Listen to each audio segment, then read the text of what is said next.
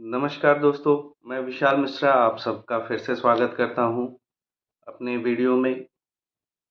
दोस्तों मैंने मेरा 2 पिछला वीडियो छठ पूजा के ऊपर रहा है कि हमें क्या करना चाहिए, क्या नहीं करना चाहिए या फिर सही मुहूर्त कब है, सही टाइम कब है। तो इस पे मैंने वीडियो 2 अपने आप देख सकते हैं, आप जाएँगे मेरे वीडियो में तो वीडियोज़ में तो आपको वहाँ पे मिल जाएँगे। अगला मैं वीडियो छठ पूजा को लेकर के ही बना रहा हूँ और ये थोड़ा डिटेल में बना रहा हूँ। आप यहाँ से सारी जानकारी आपको छठ पूजा की मिल जाएगी। तो दोस्तों क्या आपको पता है कि अगर छठ पूजा में छोटी-सी भी गलती हो जाती है, तो छठ पूजा का पूरा फल बिगड़ जाता है। जी हाँ भाई, कि अगर आपसे थोड़ी भी गलती होती है, छोटी-छोटी गलतियाँ भी, छठ पूजा का जो भी फल मिलना होता है वो पूरी तरीके से बिगड़ जाता है। छठ पूजा बहुत ही शुद्ध और पवित्रता का पर्व है। आज मैं आपको बताने जा रहा हूँ कि एक्चुअली इसमें आपको क्या करना चाहिए और क्या नहीं करना चाहिए ताकि आपका छठ का पर्व जो है वो सफल और मंगलमय हो। सबसे पहले हम उसके महत्व को समझते हैं कि छठ पूजा का महत्व क्या है ना? छठ पूजा बेसिकली सूर्यदेव और माता षष्ठी की आराधना का पर्व है। जैसा हम सभी जानते हैं कि सूर्यदेव और माता षष्ठी की आराधना की जाती है। मेनली ये व्रत 4 दिन के लिए होता है, जिसमें पहला आपका नहाए-खाए, खरना, संध्या देन व्रत की समाप्ति, ये 4 फेज़ होते हैं। तो ये 4 दिनों के लिए ये रखा जाता है व्रत। इस व्रत के दौरान व्रती महिलाएँ न सिर्फ़ उपवास रखती है, बल्कि पूरे परिवार और समाज की सुख और समृद्धि के लिए प्रार्थना भी करती हैं।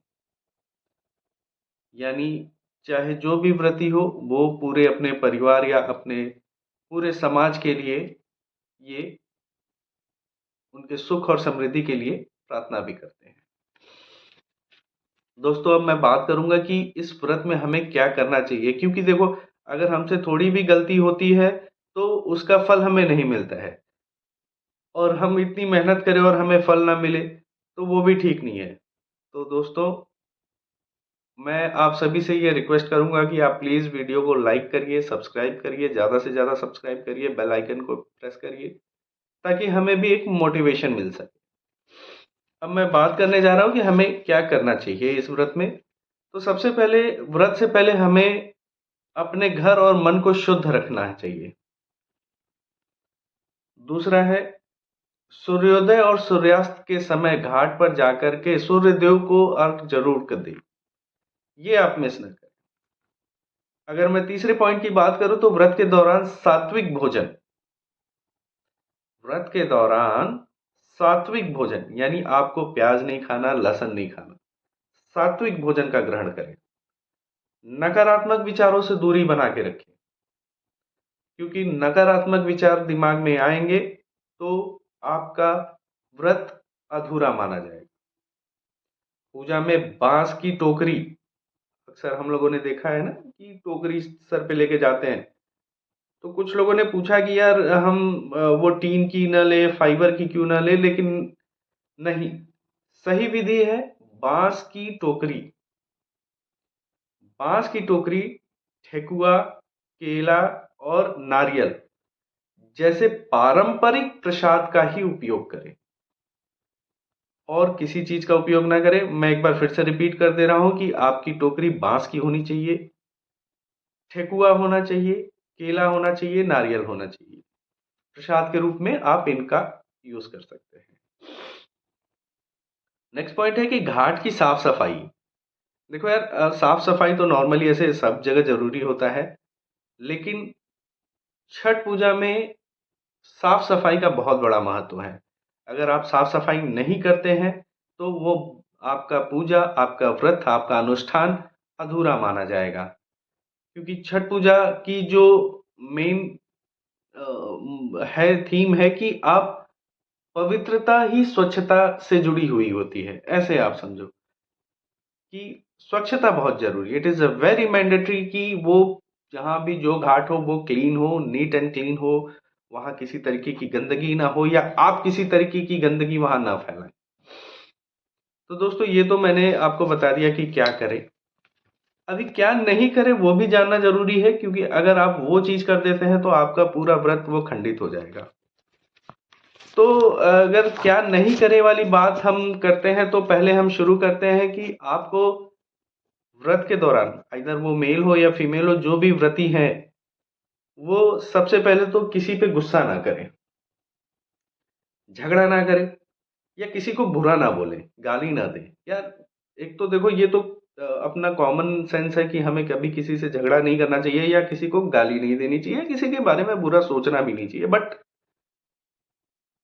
ये छठ का बहुत ही बड़ा इम्पोर्टेंट पॉइंट है कि आप प्लीज़ उस दौरान जो 4 दिन का छठ का व्रत होता है, आप प्लीज़ किसी को गाली ना दें, किसी के प्रति मन में कोई भी बुरी बात ना लाएँ और किसी भी तरीके से किसी से झगड़ा ना करें।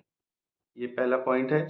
दूसरे पॉइंट की बात करें तो आप मांसाहार या यानी जो नॉन-वेज खाना हुआ या अल्कोहल कंज़्यूम करना हुआ, शराब पीना हुआ या किसी तरीके की भी नशा हो, हमें बिल्कुल नहीं करनी चाहिए, कभी भी नहीं करनी चाहिए।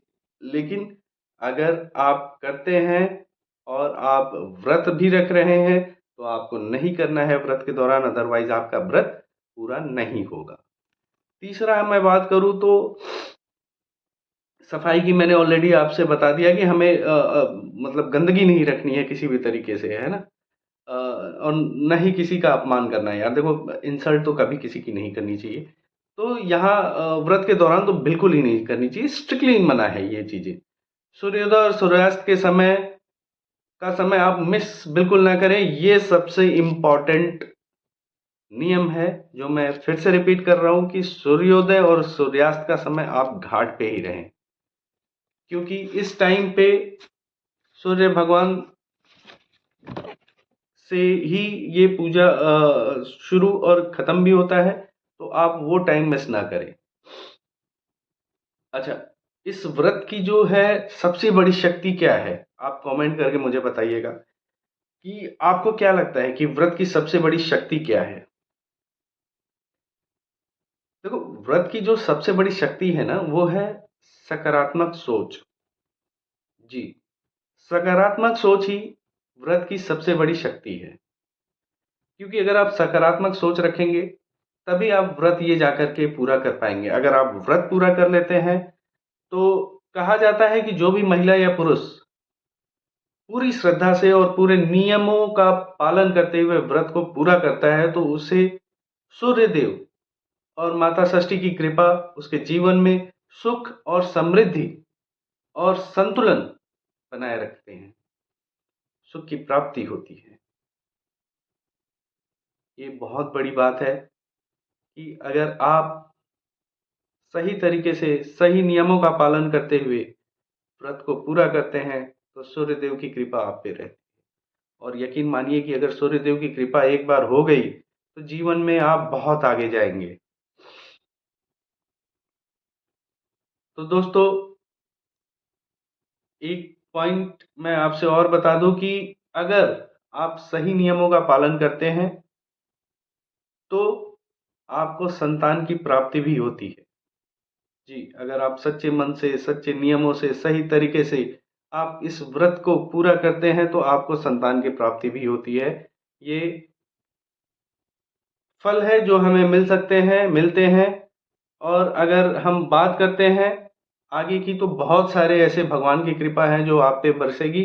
बस एक बार आप सूर्यदेव भगवान को खुश कर दो, आप अच्छे से व्रत पूरा करो, आप अच्छे नियम और तरीके से इस व्रत को पूरा करो, भगवान आपको सुख और समृद्धि ज़रूर प्रदान करेगा। तो दोस्तों, आपको इस पावन पर्व पर हम सब मिलकर स्वच्छता, श्रद्धा, संयम के साथ व्रत को पूरा करें, है ना? क्योंकि किसी तरीके की कोई चीज़ें किसी को प्रॉब्लम ना हो, मैं ये दिल से आप सभी के लिए भगवान से प्रार्थना करूँगा। याद रखिए कि छठ पूजा सिर्फ़ एक व्रत नहीं है, ये आस्था, आत्मसंयम और भक्ति का उत्सव है। ये सिर्फ़ व्रत नहीं है, यह उत्सव है, एक आत्मा, आस्था, आत्मसंयम और भक्ति का ये उत्सव है। सूर्यदेव और माता सृष्टि षष्ठी आप सब पे कृपा बनाए रखे, मेरी यही कामना है भगवान से। अगर आपको ये वीडियो अच्छा लगा हो, अगर आप पसंद कर रहे हैं, कुछ इसमें आपको इन्फॉर्मेशन मिली हो, तो आप प्लीज़ इस वीडियो को लाइक करिए, सब्सक्राइब करिए और प्लीज़, प्लीज़, प्लीज़ आप इस चैनल को सपोर्ट करिए। Thank you very much. Good bye.